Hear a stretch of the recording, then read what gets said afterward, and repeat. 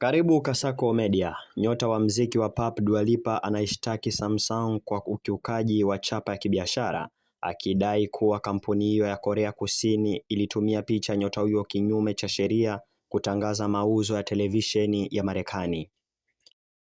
Mawakili wa Lipa waliwasilisha kesi hiyo Ijumaa katika mahakama ya Marekani huko California, wakidai unyonyaji mkubwa unaoendelea usioidhinishwa wa kibiashara wa taswira ya umbo lake la samani na Samsung kwenye masanduku ya televisheni ya kadibodi.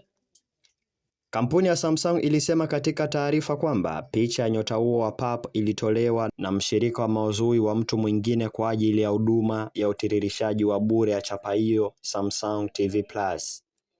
Picha hiyo ilitumika tu baada ya kupata uhakikisho wa wazi kutoka kwa mshirika wa maudhui kwamba ruhusa ilikuwa imepatikana, ikiwa ni pamoja kwa ajili ya masanduku ya rejareja, taarifa hiyo ilisema, ikiongeza kuwa kampuni hiyo imetafuta kikamilifu na kubaki kwa azimio la kurejea na timu ya Bilipa.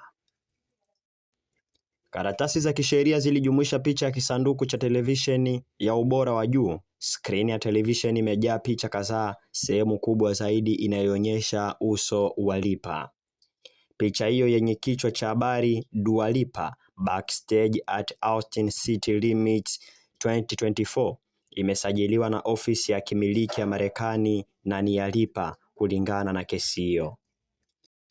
Kesi hiyo inaorodhesha ushirikiano mkubwa wa kibiashara wa Lipa, ikiwa ni pamoja na kuhudumu kama balozi wa chapa la kimataifa la Puma, kampuni ya Versace na Yves Saint Laurent, na ushirikiano na Porsche, Apple, Chanel, Nespresso, Bulgari na Tiffany & Co.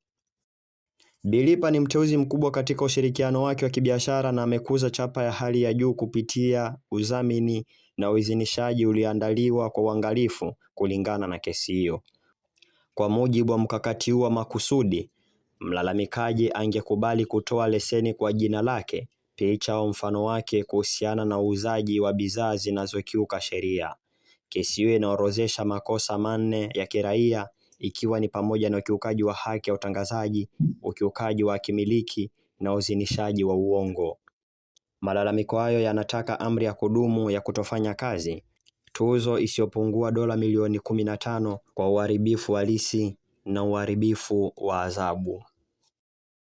Basi kwa kupata taarifa nyingine kama na hizi, endelea kujiunga na Kasako Media.